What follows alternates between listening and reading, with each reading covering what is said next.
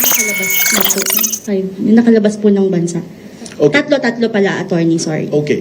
Si representative ko, wala siyang may-ari na any aircraft. Wala pa naman accusation sa Senate. And like I said, he's deathly afraid of coming home because may serious threats to his life. One half of the country wants to throw him in jail and throw away the key. Heto nga ho ang pag-uusapan natin mga ka-reaction update PH. Dito po kasi nagpa-press con itong abogado ni Saldi Curakot kung saan wala daw hutong 3 air assets. Wala daw ho kasing aeroplano si Saldi ko. Hindi lang ho yan.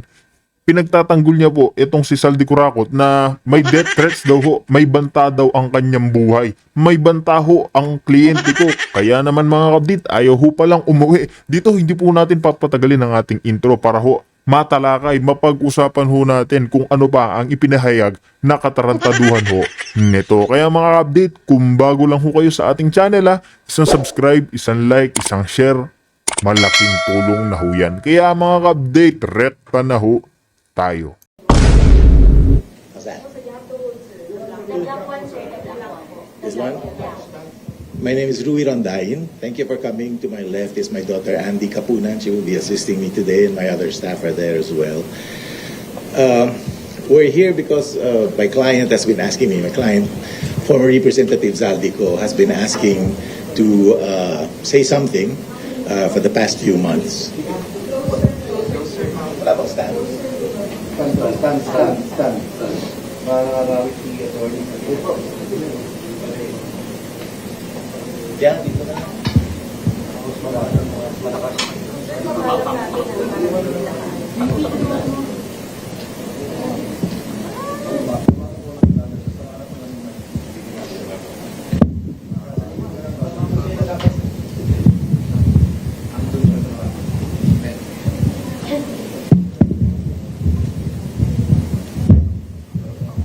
How's that? How's that? Better? Okay. Now my client, Representative Zaldico, has been asking me to say something in view of the numerous allegations that have been hurled against him over the last few months.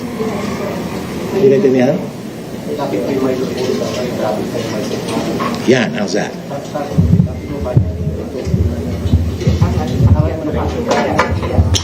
How's this? Okay.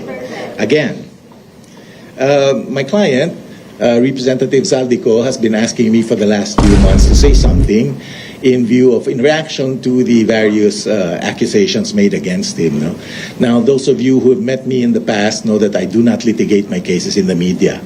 I litigate only in courts of law where only admissible evidence matters. But I've been monitoring the news, and the narrative has become so skewed, has become so twisted, no? Because of the misinformation, deliberate or not, spread by interested persons in these cases. And against my better judgment, maybe I figured it's time to say something. Now, Representative Ko would have wanted to be here himself so he can answer your questions. Unfortunately, there are credible and serious threats to his life na. Naku, yan pa lamang mga ka-reaction update. Mismong yung kliyente daw ho niya gusto daw pumunta dito o sumagot sa mga alegasyon ho sa kanya. Naniniwala ho po ba kayo dyan na may nagtitreat daw ho sa buhay netong si Saldi Curakot? O ayaw mo lang umuwi dahil pag umuwi ka, alam mo na alam sa sarili mo, Saldi Curakot, ha? Alam niya po mga ka-update, ikakanta ho niya yan si Tambaluslos. Ikakanta ho niya lahat ng nalalaman ho niya. Kaya panigurado mga ka-update ha. Mismong yung si Tambaluslos na ho ang nagsabi diyan kay Saldi Curakot na hindi na siya kailangang umuwi. Huwag siyang uuwi dahil magkakalantaran. Yun po yung malaking katotohanan dyan. Kasi sinungalingan ho yung sinasabi niyang may nagtitreat ho sa buhay niya. Sino magtitreat sa kanya? Magkakakampi kayo ngayon dito sa administrasyon ni Marcos Jr. Ano mga ka-update? Naniniwala ho ba kayo may nagtitreat sa buhay niya? O mas naniniwala kayong mga ka-update na ayaw siyang pauwiin ni Romualdez para hindi ho siya kumanta? Ano ho sa tingin nyo? I-comment nyo po yan sa ating comment section. He's really afraid to come out at this time. Now, Hopefully, I can answer some of your questions. I don't have a prepared statement. Hopefully, I can answer some of your pressing questions, and hopefully, we can. The objective is to realign, no, to redirect the narrative, para so we level the playing field again. Because I'm afraid that not only the press but the people in general have been misled by inaccurate statements and interpretations of the law, as you might have noticed. Now. Let me jump the gun because I know someone will ask this inevitably. I do not know where he is. I do not know where he is because I never asked him where he is. It's not relevant for his defense. And I never asked because I don't want to have to lie to any of you when you ask me that question as to where he is. I never asked. So, let's go. Yes? I know you, Camille.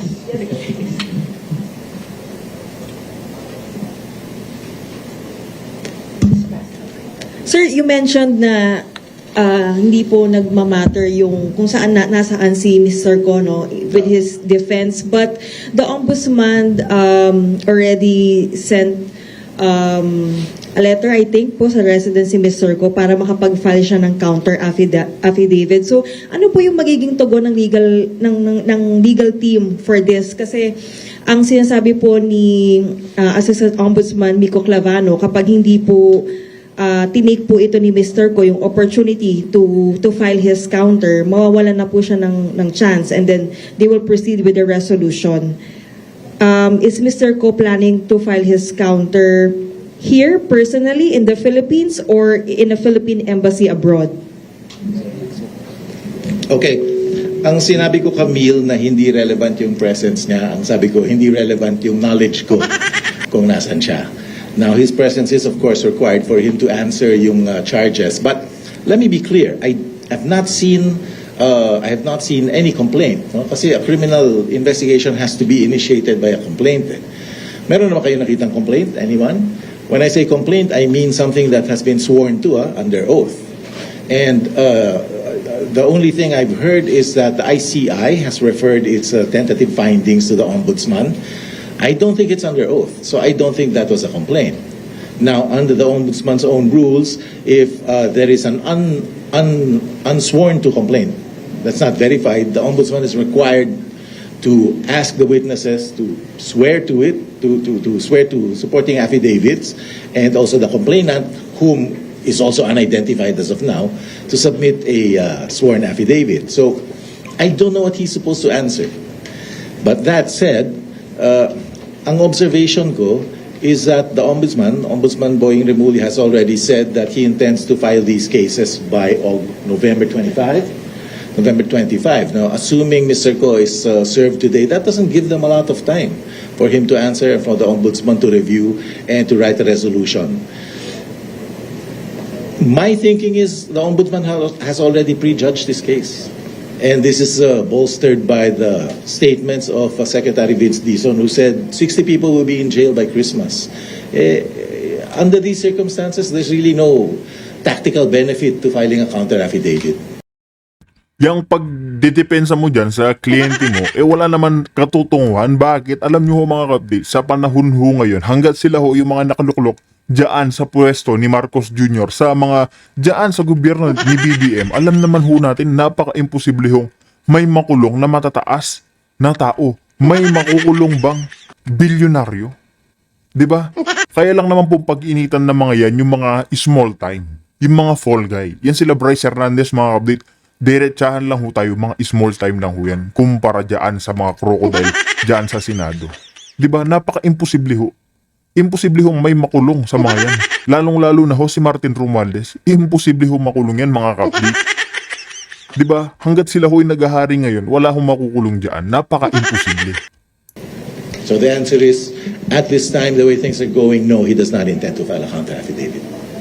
But, sir, kung ipatawag ba si Mr. Ko, is he willing to personally attend? Like, for example, in the Senate Blue Ribbon Committee is inviting him in the next hearing, which is on November 14. Is he planning to even acknowledge to attend? Because in the past, he would release a statement na he will answer the allegations in the proper forum. And this time, he's being given the chance to explain himself.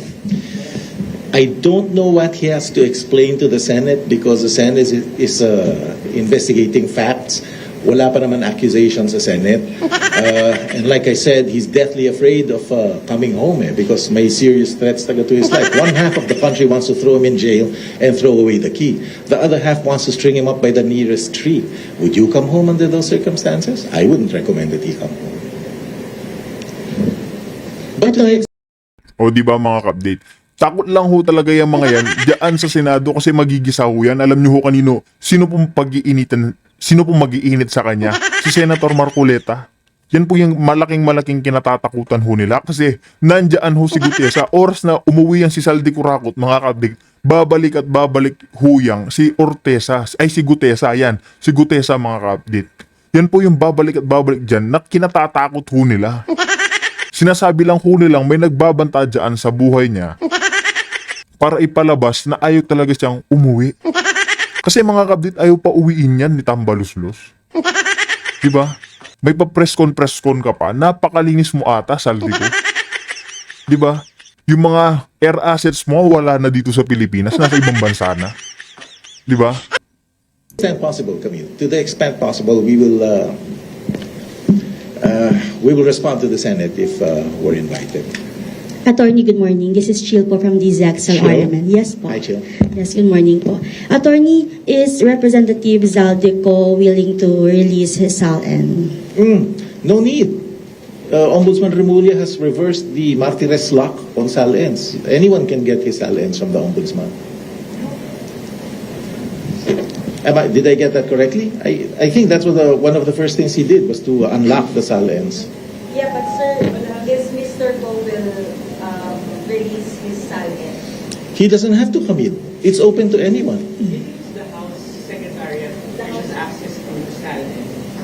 And the Ombudsman covers different rules.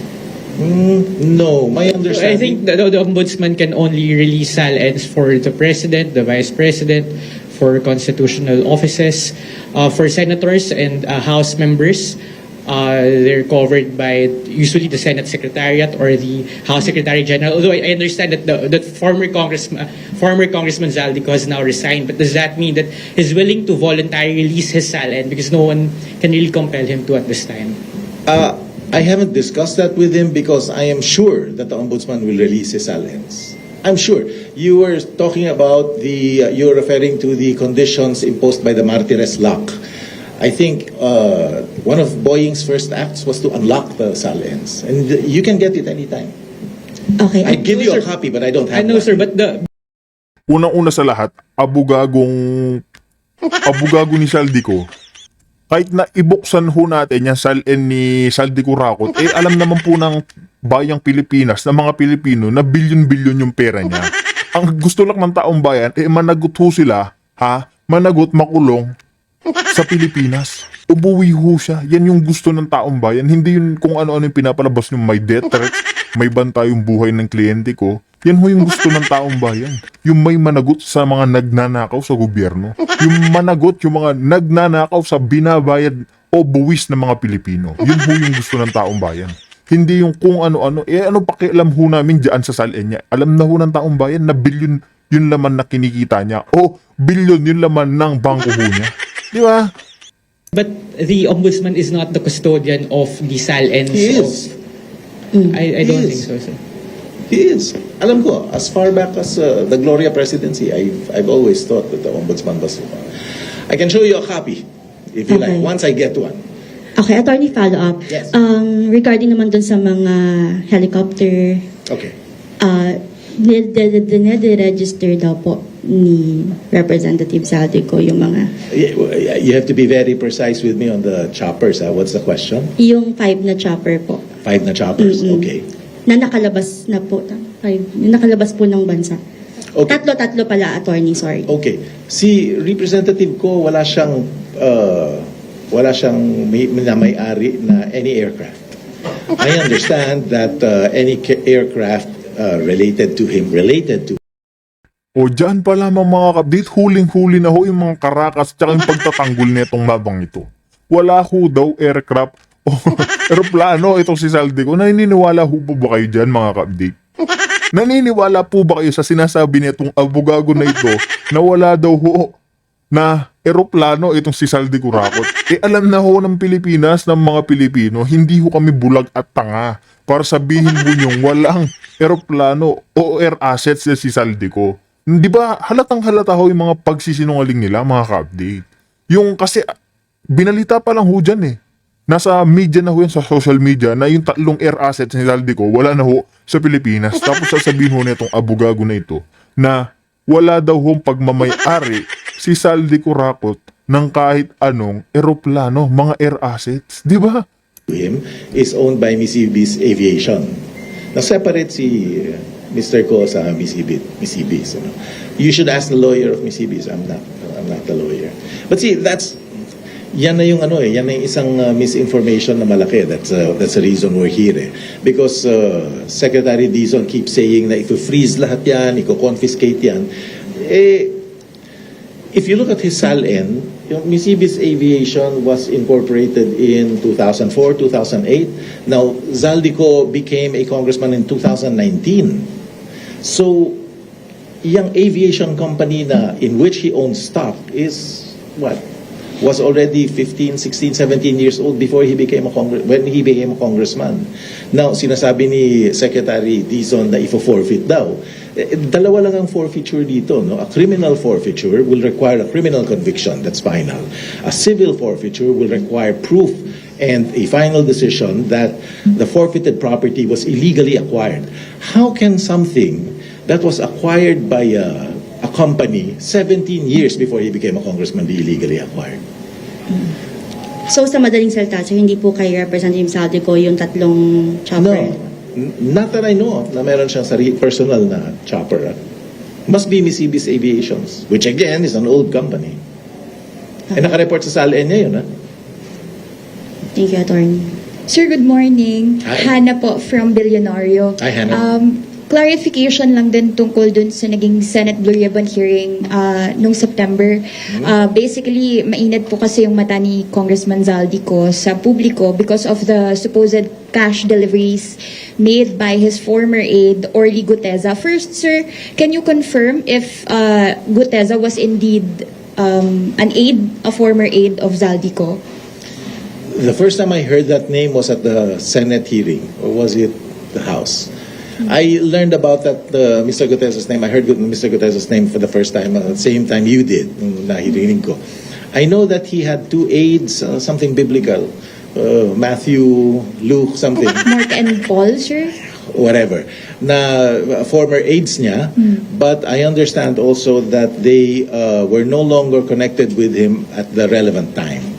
Now, if you're asking me whether or not there were deliveries to Representative Ko at any time, no. O syempre, natural, pag sasabihin mong hindi nagde-deliver yan si Gutesa at hindi mo kilala, di ba, natural hong pagtatanggol niya ho yan. Ikaw ba naman, billion-billion yung dinideliver dyan sa Iguado, mga kabdit, wala tayong pakialam dyan pa rin, basta billion ho yung nakukuha o yung dinideliver ho sa kanila ni Martin Romualdez. Yun po yung importante, na alam po ng taong bayan na meron ho talaga sila natatanggap. Meron ho sila tinatanggap na pera. Di ba? Categorical. You deny all the cash deliveries, including the To luggage, him? sir. Yes, to his house, to his condo. Who's making that accusation, Hannah? It was Orly Guteza who And where is he now? we can't find him, sir. It's for us to find out. There you But go. You have to forgive me, my brain isn't trained to think that way. I'm always evidence-based. Kaya nga, the reason why you're here is para ma-realign nga natin, ma-redirect natin yung narrative. Na wag naman chismis, wag naman speculation. Because hindi tatayo in a court of law. would you say, sir, ito po yung isa sa mga sinabi nyo kanina na narrative Sasabihin mong hindi chismis, yung kliyente mo yung nagtatago. Di ba? Sasabihin ho niyang chismis na etong sinasabi ni Gutesa, yung nilalahad ho niya, sinasabi ho niyang chismis, etong kliyente niya ayaw umuwi ng bansa. Ayaw magsalita sa harap ng taong bayan. ayaw magsalita sa media dyan sa Senado. Tapos sasabihin ho niya, chismis. Na skewered. Yes, because who's saying na mayroon deliveries? Did they see my client receive the delivery of money? I'll even reduce it to an absurdity, ano? Is it possible na may utang lang sila, nagbayad sila? Sir, is Congressman Zaldico willing to attend any Senate Blue Ribbon probe? I believe invitations were sent already. Again, he will as soon as the threat to his life is abated. By who, sir? Sino po ang may Look nagtatrend? around you. Ang dami, it's all over social media. I'm not tech savvy and nakikita ko everyday yung mga threats sa kanya. Isabit na yan, bitayin na yan, etc. etc. Virtually, sir, at least. Virtually, what does that mean? Via Zoom. Online. He will attend online. If Siya? he will. Kasi, sir, I believe there's a quotation that flight is an indication of guilt. So, if ever ba willing po siyang humarap para at least marinig din ng taong bayan yung Okay. side niya. Okay, number one, wala pang criminal case against him. As far as I know, wala pang criminal accusation. Number two, yung flight is an indication of guilt is a misused term. Hindi yan ang ibig sabihin yan if you look at its history under U.S. federal law. I'll discuss that with you privately. Masyado mahaba. Sige, sir. But outdated yung, misused and outdated yung concept na yan. So would you say he's not, hindi siya tumatakas, basically? No. Kasi Hannah, remember that he flew out for medical reasons way before this whole thing blew up. Diba? When did this blow up? After the SONA. He flew out as early as February, I think. So hindi siya tumakbo. Let's get that clear. Again, let's redirect the narrative. No? Good morning, sir. This is Arles from One News po. Arles? Yes po. Hi, Arles. I have seen the Ombudsman referral, the ICI's referral to the Ombudsman wherein Bryce Hernandez claimed that he delivered a bulk of cash on the first quarter of 2025 in his in-cost residence in Valle Verde, wherein there's no furniture inside, just luggages of cash, and then it was received by a certain Paul Estrada. Okay. Has Co ever confirmed or denied these allegations? Na may delivery? Both having Paul Estrada and his residence having no furniture at all. We talked about that and he said, I have no knowledge about any delivery. Because if you talk to Mr. Hernandez, I'm sure he will say that my client was not there. And again, you know, she said, he said yan eh. Because he says that he delivered it, and yet he admits to owning a Ferrari, a Lamborghini, everything else. And Representative Ko is just saying, no such thing. Walang nangyaring ganyan. So who do you believe? But on the latter part of the Ombudsman referral case, sir, there's a certain sentence there wherein it was received by a certain Paul Estrada with an acknowledgement receipt being kept by Alcantara. So have you also reached out to a certain Paul Estrada and having him on cause? I'm not there yet. Like I said, I heard that Mr. Estrada, Paul, was once upon a time employed by him or employed for him. I'm not sure, but at the relevant time, maybe during the deliveries, that he was no longer employed by Representative Ko. I don't know. I can get back to you. Hindi naman ito yung last natin. I can get back to you on that. Understand that I don't know everything about the case just yet. I'll get back to you. And then, sir, you've said that Ko has serious threats in his life. Yes. So does this mean that he also has pangamba or hindi pagtiwala sa pamahalaan that he can be safely, safeguarded just to face all the allegations to him? Hindi naman. But the government cannot protect you all the time eh. Di ba? Walang guarantee na ganyan. People die in jail. Di ba? People with a shot in the head, and you have heads of state surrounded by 20 armed men who still downed by a sniper. Ako personally, ang bigger fear ko is vigilante violence. Because everyone hates him. That's the reason I'm here. Again, no, I don't litigate in the media, but the reason I'm here is because maybe we can tone down the temperature, we can lower it a little bit, because personally, I'm deathly afraid of vigilante violence. Someone who thinks that he's a moral guardian of the Filipino people will just take a paltik and shoot him anywhere. Sir, siguro last na lang, no, because Sure. the year is ending, 2026 is fast approaching. Sure. I know this might sound so vague and irrelevant, but how long is Zaldico planning to not go back to the country aside from just like pahupain lahat ng threats sa life niya? How long will the Filipino people wait for his response on all the allegations?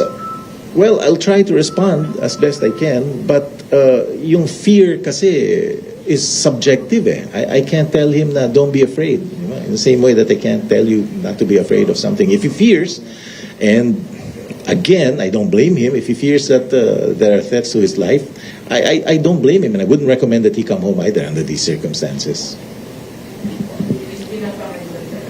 Where's Christina?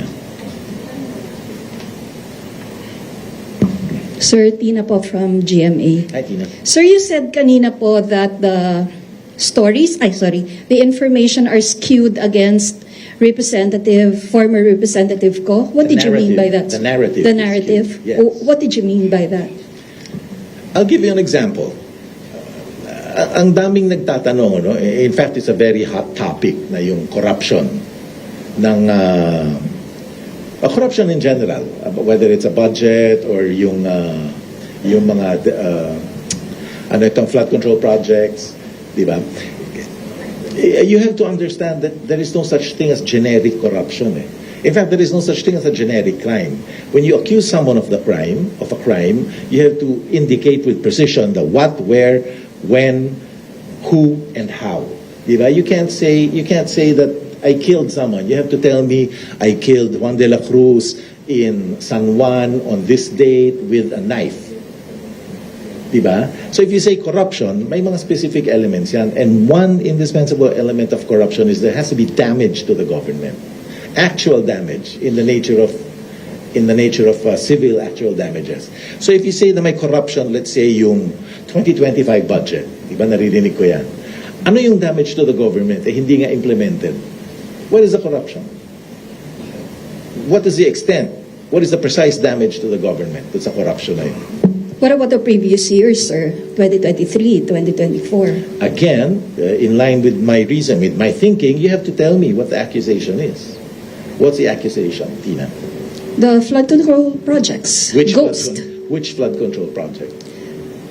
They listed several in the Yeah, but- in the hearings. Yeah, but you're asking me to answer a generic question. Eh? Yeah. No. Okay, Oriental Mindoro. Ano yung one? Okay. Kasama ba si representative ko? SunWest as well. He's not SunWest. See, that's the thing. Among. Yes, if you look at his SALN, and I know this for a fact that he divested from SunWest before he became a congressman. Again, no, yan na nga yung skewed narrative eh. The person, the stockholder is not the corporation. If I own shares in federal land, doesn't mean I can stay in Grand Hyatt for free just because federal land owns Grand Hyatt. Diba? So, just because he's a member of a corporation, which he is not, SunWest, let's get that clear. Just because SunWest is accused of something, that doesn't filter down to the stockholders. Again, he's not a stockholder. I don't represent SunWest, though. You should ask SunWest's lawyers. But let's get it right lang. If there's a wrong committed by a corporation, that wrong does not contaminate the stockholders. Sir, Otherwise, lahat tayo sa pool na. go ahead. Yeah, that's it. Where is he now, sir? I don't know. Last I heard, he was in Boston for his medicals.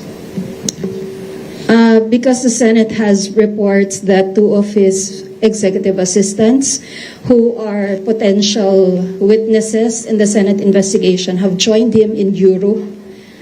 John Paul Estrada and Mark Texay. Do you have any information on that? I have no info, but I did read earlier that one of them was in Chile, not in Europe. Which I don't one, know sir? if he's one of, I don't know, Luke Paul. No? But you confirm, sir, nasa Chile na ako? I don't know. I've never met them, never spoken with them, and I don't feel like talking to them at this time. Di pa relevant sa akin eh. Sir, when was the last time you talked to former Representative Ko? Last night. And did you ever ask him where he was? Weren't you curious? No, I'm curious personally, but I can't be curious as a lawyer eh, because hindi relevant. And I don't want to lie to you if you're asking me now. I'm looking you in the eye. I'm telling you honestly that I don't know because I never asked him. Again, because it's not that knowledge is not relevant to me at this time. How do you communicate, sir? Phone. phone? Yes. But you can tell from the number No, I cannot. where his location is. No, I cannot. Oh, If you're asking me whether it's a foreign SIM, yes, sir. can't tell you. I wouldn't know myself. Okay. Sir, kanina you also mentioned that you fear vigilante violence. Is that- Personally. yes. But is that also Mr. Ko's fear when he returns to the Philippines? He has a general fear of being shot, whether by a vigilante or by a political enemy. He doesn't know. I can't answer that with precision. So, is it safe to say that in the next few months until next year, we won't see him in the Philippines? We'll see him as soon as the fear of violence against him abates. So I don't know. Might be next week, might be January, I don't know. Okay, sir. Thank you. Surely. Hello, sir. Good morning po. Ben Pulta po sa Philippine News Agency. Hi, Ben. Ka-clarify ko lang, sir, yung the SALN is generally available. That's what you're saying. Pero Yes. only if you can answer, how much did the assets did Mr. Cod declare the first time he was a lawmaker? Oh, I can answer that. 4.1 billion in 2019. Let me point out, ito na naman yung skewed narrative. I did some research, and who's the richest senator you know? Alex. Mark Villar declared a net worth of 1.4 billion. His mother, Cynthia, declared in 2020 a net worth of 3.8 billion. Next is Manny Pacquiao, 3.1 billion. Or the other way around, one or the other. So, in 2020, when Representative Ko joined Congress in 2019, 1 year earlier, he was already richer by Cynthia than Cynthia Villar or Manny Pacquiao. Just to keep it in context. What's your question? Sir, thank you for that, sir. Pero did it grow? Follow up lang doon sa question. Did the assets grow? Would you know if at all? There was movement. It was relatively flat, the movement. But I remember it did grow, but even that is not an indication of criminality, just so you know, Alex. Kasi naka-file naman ng ITR And there was a very refreshing take on this. I don't remember who said it. I think it might have been Ronald Llamas. Kung magnanakaw ka, loko-loko ka ba't idedeklara mo sa salin mo yung ninakaw mo? Naturalmente, hindi, di ba?